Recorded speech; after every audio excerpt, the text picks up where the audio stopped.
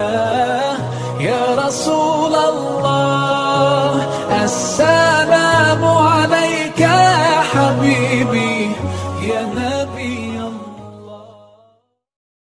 حضور ہم نے آپ کا دل دکھایا ہے، اس لیے امت اس حال میں ہے، چھوڑ کے آپ کا دامن رحمت، آقا ہم سے بھول ہوئی، کھو دی اپنی قدر و قیمت، آقا ہم سے بھول ہوئی، دیکھ ہماری آنکھ بچولی، اپنے سینے اپنی گولی، بھول گئے ہم درس اخوت، آقا ہم سے بھول ہوئی، بن گئے سیموں زر کے بندے، تن کے اجلے من کے گندے، لٹ گئی ہم سے فقر کی دولت، آقا ہم سے بھول ہوئی، اور اب ساری دنیا کے ٹھکرائے ہوئے ہیں، تیری گلی میں آئے ہوئے ہیں، کھول دے اپنا باب رحمت، آقا ہم سے بھول ہوئی۔ مجھے بچپن کی یادیں تازہ ہو رہی ہیں، اور عباس مرزا کہ وہ اشعار میرے کانوں میں گونج رہے ہیں، وہ بہت پرانی بات ہے، میں اشعار بھول چکا ہوں، لیکن کچھ اشعار میرے کانوں پہ دستک دے رہے ہیں۔ ایسے ہی ایک حال پہ اس نے حضور کی بارگاہ میں ہاتھ جوڑ کے کہا تھا کہ اب تو امت جس حال میں ہے، ہن جے رونا تے اکھاں وچوں ہنیرا جاندہ نہیں نور جاندہ ہے۔ اب جو حالت امت کی ہو گئی ہے، ہن جے رونا تے اکھاں وچوں ہنیرا جاندہ نہیں نور جاندہ ہے۔ میں بدبخت ہوواں جدا سایہ بھی میرے تو دور جاندہ ہے، میں پاپی مجرم میں میلا اتھرو، حضور معافی حضور معافی، تساں سی ڈکیا جنہ کماں تھی، حضور جی میں او کر گیا ہاں، گناہاں دی دل دل دے اندر گل میں تیکر اتر گیا ہاں، تو ہاڈے حکماں نو چھڈ کے آقا میں جیندہ کتھے ہاں مر گیا ہاں، حضور معافی حضور معافی۔ آج ہم دعا سے قبل حضور کی بارگاہ میں سلام پیش کریں گے، یہ سلام بھی ہوگا اور معافی نامہ بھی ہوگا، اور پھر رب کی بارگاہ میں دعا کریں گے، مالک ان دکھے ہوں کی فریاد سن لے، ہم گناہگار ضرور ہیں مالک، لیکن تیرے رسول کے امتی تو ہیں مالک۔ آج پوری دنیا کے اوپر یہ امت رسوا ہو رہی ہے،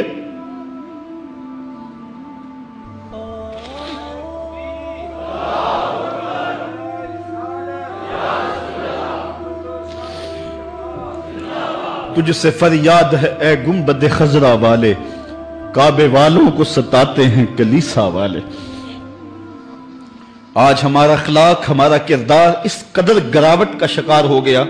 میں اس جمعے کو بیان کر رہا تھا کہ میرا ایک دوست ننکانہ گیا ہے، اور جب وہ اس کو شوق پیدا ہوا کہ میں گردوارہ دیکھ لوں سکھوں کا، تو وہ کہتا ہے میں جوتے اتار کے اس فکر میں تھا کہ جوتے سنبھالوں اور کسی سمت رکھوں، تو ایک سکھ اہلکار آگے بڑھ کے مجھے کہتا ہے چھوڑ دے جوتے، یہ مسلمانوں کی مسجد نہیں گردوارہ ہے۔ تو کہتا ہے میں ڈوب گیا، میرا جی چاہتا میں جذب ہو جاؤں زمین کے اندر۔ آج یہ ہماری حالت ہے کہ ہمارے ملک کے اندر رہنے والے سکھ بھی ہمیں تانا دے رہے ہیں اور ہم ان کو جواب نہیں دے سکتے، ہماری حالت ایسی ہی ہے۔ اور آؤ تمہیں ایک وہ کہانی بھی سناؤں۔ مسجد شاہی ہے اور اس کے تھڑے پہ گداگر مانگ رہا ہے کہ ایک انگریز افسر آیا اور اس نے اندر جانا تھا، تو گداگر نے اس کے سامنے ہاتھ پھیلا دیا، اس نے بٹوا نکالا اور کچھ پیسے رقم جو ہے اس کی ہتھیلی پہ رکھے، اور دوبارہ بٹوا جیب میں ڈالنے لگا، پھسل گیا، نیچے گر گیا، وہ اندر چلا گیا۔ گداگر نے وہ بٹوا پکڑ لیا، خیال تھا یہ واپس پلٹے گا تو میں اس کو یہ بٹوا دے دوں گا، لیکن واپسی شاید وہ کسی بغلی دروازے سے نکل گیا یا اس کو پتہ نہ چل سکا، تو وہ بٹوا اپنے گھر لے گیا۔ ایک سال گزرا تو دوبارہ جب وہ انگریز وہاں شاہی مسجد میں آیا دورے کے لیے، تو یہ چونکہ دور بھی انگریز کا ہی تھا، تو اس گداگر نے پہچان لیا، کہا بابو رکنا، مجھے تم سے تھوڑا سا کام ہے۔ خیر وہ جلدی سے بھاگ کے گیا، گھر سے بٹوا لے آیا جس میں ہزاروں روپے تھے، اور اس نے انگریز کو پیش کیا۔ اس نے حیرت سے کبھی بٹوے کو دیکھتا اور کبھی اس کو دیکھتا، کہا تمہیں یاد ہو نہ یاد، تمہارا بٹوا گر گیا تھا اور میں نے سنبھال کے رکھا ہوا۔ اس نے کہا میں یہ نہیں دیکھ رہا، میں یہ دیکھ رہا ہوں تم گداگر ہو ذات کے، اور ایک بٹوا جس میں اتنی کرنسی ہے، اتنی رقم ہے کہ تم اچھا گھر، اچھا مکان اور اچھا کاروبار سیٹ کر سکتے تھے، اور تم نے یہ بٹوا ایک پورا سال ہو گیا سنبھال کے رکھا۔ اس نے کہا بابو مکان اور کاروبار کی کہانی نہیں، جو کہانی ہے وہ غیرت اور عزت کی ہے۔ اس نے کہا کیا کہانی ہے؟ اس نے کہا تو عیسائی ہے اور میں نوکر ہوں رسول اللہ کا، اور کل قیامت کے دن اگر تیرے نبی نے میرے نبی سے کہہ دیا کہ میرے امتی کا بٹوا گرا تھا اور تیرے امتی نے اٹھا لیا، تو پھر میرا نبی تو شرمسار ہوگا، میں گداگر ضرور ہوں، بے غیرت نہیں ہوں۔ اس دور کے گداگاروں کی کہانی یہ آپ کو سنا رہا ہوں، اور اگر آج کے شاہوں کی کہانی چھیڑوں، آج کے وزیروں کی کہانی چھیڑوں، آج کے مشیروں کی کہانی چھیڑوں اور آج کے اہل ثروت کی کہانی چھیڑوں تو شرم سے سر جھک جائیں۔ ایک وہ دور تھا، یہ دور غلامی کی کہانی تمہیں سنا رہا ہوں، میں تمہیں عمر بن عبدالعزیز کے دور کی کہانی نہیں سنائی ہے، میں تمہیں عمر کے دور کی کہانی نہیں سنائی ہے، حضرت ابو بکر کے دور کی کہانی نہیں سنائی، میں تمہیں محمد عربی کے مدینے کی کہانی نہیں سنائی۔ یہ کل کی بات ہے کہ ہم عزتوں کی اس مسجد پہ تھے، ایک گدا کر بھی محمد کی آبرو کا اس قدر رکھوالا تھا، اور آج ہم کہاں گر گئے ہوئے ہیں؟ ذرا اپنے اندر اتر کے دیکھیں، ہن جے رونا تے اکھاں وچوں ہنیرا جاندہ نہیں نور جاندہ ہے۔ میں او بدبختاں جیدہ سایہ بھی میتھوں دور جاندہ ہے، میں میلا اتھرو، میں پاپی مجرم، حضور معافی، حضور معافی، تساں سی ڈکیا جنہ کماں تھی، حضور جی میں او کر گیا ہاں، تو ہاڈے حکماں نو چھڈ کے آقا میں جیندہ کتھے ہاں مر گیا ہاں، گناہاں دی دل دل دے اندر گل میں تیکر اتر گیا ہاں، حضور معافی، حضور معافی۔ ہم نے اللہ کے رسول سے بھی معافی مانگنی ہے اور ہم نے اللہ سے بھی معافی مانگنی ہے۔ چاند کی گردش سے اور اس کی منازل سے حضرت انسان کو کچھ سمجھایا جا رہا ہے کہ جب تو پیدا ہوا تھا تو چاند کی طرح سارا زمانہ تیرا منہ دیکھنے آیا تھا، تو بھی اس وقت لوگوں کی توجہ کا مرکز بن گیا تھا اور پھر منازل طے کرتا رہا، اور جوانی کی دہلیز پہ جب تم نے قدم رکھا اور تو بدر تمام ہوا، جب شباب کی بجلیاں تیری آنکھوں سے ٹپکنے لگی تو پھر تیری نظر کا خمار بھی کئیوں کے دل لوٹتا تھا، کئیوں کی نیندیں اچاٹ کر دیتا تھا۔ جس طرح چاند جب جوبن پہ ہو تو چکور کا دل لرزتا ہے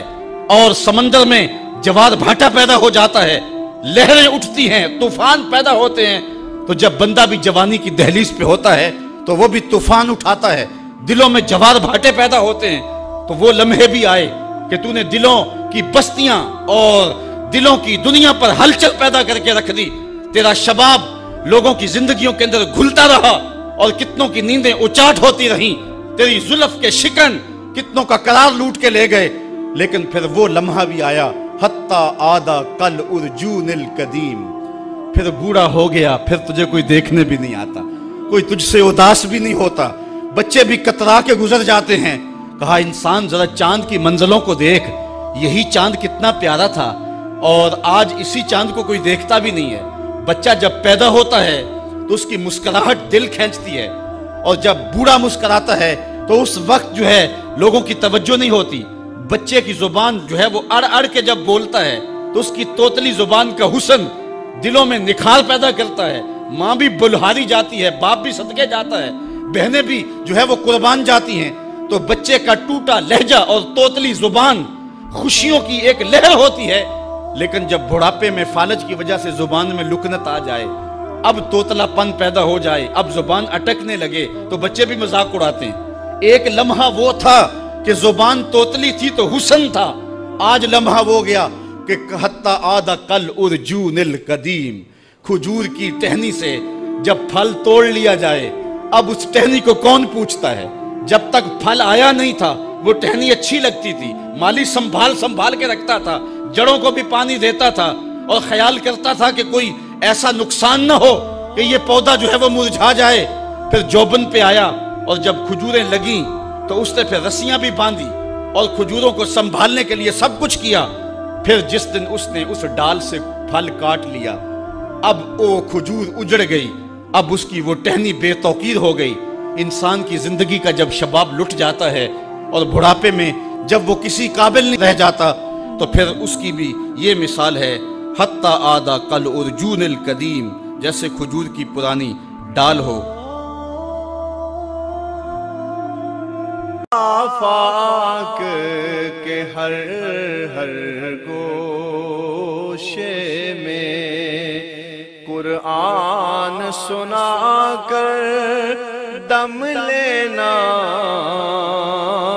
اب رکنا نہیں، اب تھمنا نہیں، فردوس میں جا کر دم لینا، آفاق کے ہر ہر گوشے میں قرآن سنا کر دم لینا،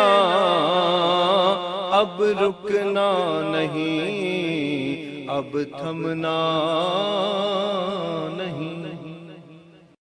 آفاق کے ہر ہر گوشے میں قرآن سنا کر دم لینا، اب رکنا نہیں، اب تھمنا نہیں، فردوس میں جا کر دم لینا، آفاق کے ہر ہر گوشے میں قرآن سنا کر دم لینا، اب رکنا نہیں، اب تھمنا